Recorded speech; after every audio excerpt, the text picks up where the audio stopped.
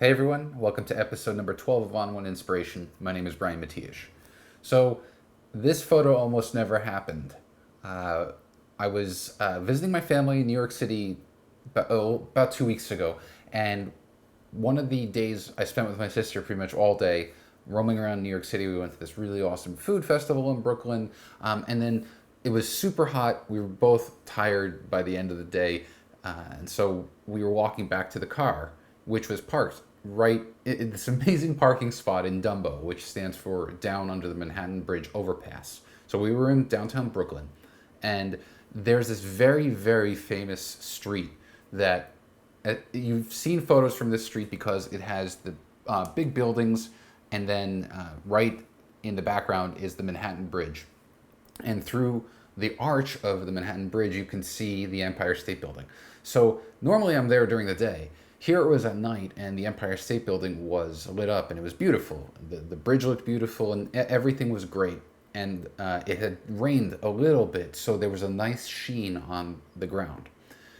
But I didn't have my tripod with me. I didn't bring it because I knew we were going to be walking around all day, and it wasn't a shoot day, so I didn't want to have to carry it. Uh, and so my sister was like, "Do you want to take the photo?" And I said, "No." I was like, "I'll just go." And so the car was 1 block away. And by the time we got to the car, my sister could tell that I was kind of bummed.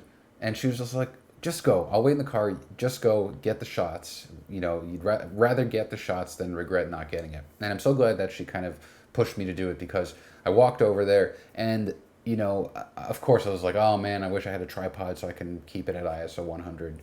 Instead, I jacked up the ISO to like 1600, and I didn't close the aperture as much as I wanted to. I was able to get f10 with one, I think, 20th of a second. But it was enough, one, mostly to keep it sharp. So that's the thing, is like, it, even if you don't have the ideal conditions for a shot, just try to get it. That is the name of the game here. This episode wouldn't have happened. I wouldn't have had this photo that I'm really excited about had I not just kind of, all right, you know what? I'm going to have some more noise than I normally would like, and I'm not going to be able to close the aperture as much as I want, but I have the shot. So just take the shot, just get the shot, and deal with, removing noise or anything else afterwards. All right, so let's jump over to the computer here. I'm going to start in Lightroom to fix the perspective, and then we're going to jump over to ON1 Photo 10 to apply all the stylization and correction to the photo. All right, so here's the photo that we're going to be working on, and basically, the way it worked was my sister and I we were walking back to her car. It was a long, hot day, but it was a great day. This is a very famous street. We were just crossing it, and I turned left, and this is an area in Dumbo, which is down under the Manhattan Bridge overpass in Brooklyn. And the thing that obviously caught my eye, other than the actual Manhattan Bridge, was the Empire State Building, which is lit really, really beautifully. And that's a pretty famous shot. Now, I could have waited I have a few shots without any cars or pedestrians, but for some reason, I like having the car here. I like the starburst that, this is a straight out of camera with the lens that I was using, which, let's look at the EXIF. So this is a Sony A7R Mark II, and I had my Zeiss Loxia 50 millimeter f2 on. And you can see I jacked up the ISO to 1600, f10, 1/20th of a second. And I wanted it at f10. I could have had it at, f5.6, but the more you close your aperture, the more defined the starbursts are. So that's kind of why I did that. And I didn't have a tripod with me again, hence the ISO 1600. But all in all, the quality of noise is totally workable. It's really not bad at all. And actually what I'm going to do right here is open up my dust spot tool and get rid of that. Okay. So I was literally standing in the middle of the road, and the car was coming at me, and this is Brooklyn, New York City. The car is going to come at you. In Portland, drivers will be considerate, but not so much in my home city, which is why I kind of love it. So handheld, I didn't have anything to level with, and obviously I'm shooting up at the bridge. So that means that even at 50 millimeters, I'm going to have a little bit of distortion, and you can see that. It looks like the bridge is kind of leaning backwards, and it looks like the buildings are tilting towards it. And so this is something that I want to fix before I start working in ON1. Now, I'm working off of a brand new version of Lightroom CC. This was released to the public earlier last week. It's version 2015.6, which is also Camera Raw 9.6. So you'll know that you have the new version because if you scroll down to the transform panel, you'll see a new tool here. Well, I think transform is new. So you'll definitely know that. I think. I can't remember. But there's a new upright tool. There used to also be only kind of level, vertical, and auto, and now there's guided. And guided, this button here is the same as using this kind of tool that looks like a crop icon. So this is what we're going to do. I'm going to click on the guided button here, and you'll see once you put the cursor in the image, you've got this zoom reticle. And what you're supposed to do is draw at least 2 lines against whatever you want to kind of correct. So I'm going to work with vertical lines. So I'm going to start here, and I'm going to put my cursor. Now, don't look at the cursor. I'm like pointing at my screen with my finger, like you could see it. Don't look at the cursor that's on the image itself. Pay attention to the cursor in the zoom view. I'm going to kind of align it at the edge here. Oops. There. And I'm going to draw down and bring it down to right about there. Okay, so that's the first line. And then I'm going to create another line over here. I'm going to put the cursor at the edge of the building and draw down and then position it there. Okay, so you can see the 2 guides.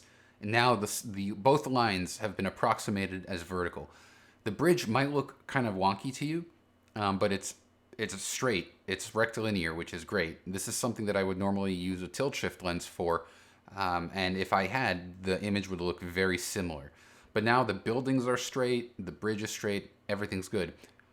There is a loss of some of the original composition because that's what Lightroom had to do to fix this. So I'm going to park the tool back, and so those guys are gone. And I'm going to go and press R to enter the crop mode. So with cropping, I'm going to start just by dragging upward. And one thing to note, I have the lock on. I pretty much always have my lock on, which constrains proportions. So when I drag up, it's also going to drag inward. So I'll drag up to here, and I'm going to bring the frame down. And then I'm going to bring the frame, I'm going to crop in from the top here to tighten the composition. All right, so we are good. Getting it kind of centered right there. All right, now that I'm done, I'll hit R, and that's too tight. It's a bit too close, so I'm going to go back and bring it out a little bit more. Reposition it. And that's definitely better. The only problem is now we have a little bit of the building, so that's pretty easy. I'm just going to go to my healing brush. I'm going to make a nice big brush and just click in the corner here. Now, for some reason, Lightroom sucks at healing things, hard objects in corners. So what I'm going to do is change from heal. I'm just going to click on clone. And then I'm going to press H, and you can see why, because it's healing from this. I'm just going to bring it out over here. There. Okay, so that building is gone. And basically what I did right there was I moved the kind of target of where I want Lightroom to source pixels from. And because it was clone, it was sourcing pixels, pixel for pixel. So now that I'm done, we can start working on the photo. I just wanted the correct perspective. So I'm going to go to File, Plug in Extras, and then go to ON1 Layers 10. All right, so here we are in Layers. The first thing I'm going to do is create a smart layer by clicking on the gear icon. That puts a little gear next to the layer. And what this allows me to do is remember every single thing every change that I've made. So I'm going to bring the photo into Enhance first, make some changes, then go to Effects, make some changes. And because it's a smart layer, I can come back in the future and edit or change anything that I've done. I can undo things, or I can kind of soften things. It's really important, and it's something I strongly recommend everyone take advantage of. So let's start here in Enhance. And so the name of the game with Enhance is simply to correct the exposure for me, or to just make it a little bit more even. First thing I do is I bring up my histogram, because that gives me kind of a graphical representation of the tone of the image. And obviously most of the image is really dark, which is why the the histogram is bunched towards the left, because the left is where you'll find your shadows and your black point. And then as you go here, this is the midtone, and then your highlights and your white point. So with enhance, it's pretty straightforward here. I'm just going to open up the exposure a bit, and then I'm also going to open up the shadows. What else will I do here? I'm going to increase the temperature just a bit, bring the white point down, and the highlights, because it's getting a bit, the highlights are starting to get clipped just a bit. I'm also going to decrease the exposure. So pretty much that's it. Not too much here. I'm going to bring out the saturation also just a bit. Okay, cool. So watch, here's what enhance did. It enhanced the photo. Pretty straightforward, right? You know, you see more of the detail. I'm going to bring out the shadows a bit more. All right, cool. I'm not going to do anything with detail because that's something that I typically will do in effects. Speaking of which, I'm going to swing over that just by clicking on the effects icon from the toolbar. And now we're in effects. Voila. So starting with add filter, dynamic contrast, always the case. And we're going to go down the board here with 9, 9, 9, and then 50%. That's like my default dynamic contrast setting. And I'm really happy with it, and brings out a lot of details here. All right, the next thing I'm going to do is hit add filter, and we're going to go to vintage. Now, the reason why I want to go to vintage is because this is kind of the base stylization layer. The first thing I'm going to do is I'm going to select cool as the preset, and then I'm going to click on the gear icon and change my blending mode to multiply. So, you know, even at 100%, this is pretty cool, if I do say so, but it's a bit too strong, obviously. So I'm going to bring this opacity down. Now, I also want to keep this particular filter from affecting the highlights. So under the protect section, I'm going to take the highlight slider and bring it all the way out. And what that does is it restricts this effect from appearing in the brightest parts of the photo. It's subtle, but it works because the lights themselves, I want to try to keep them neutral. All right, so that's good here. Now, the effect itself, you can probably, I'll turn it on and off. The problem is that it's also affecting the shadows, and really, I only wanted to affect the sky. This is what I'm going for here. So what I can do is, I feel like this dropdown gets ignored a lot, and it's the apply to dropdown.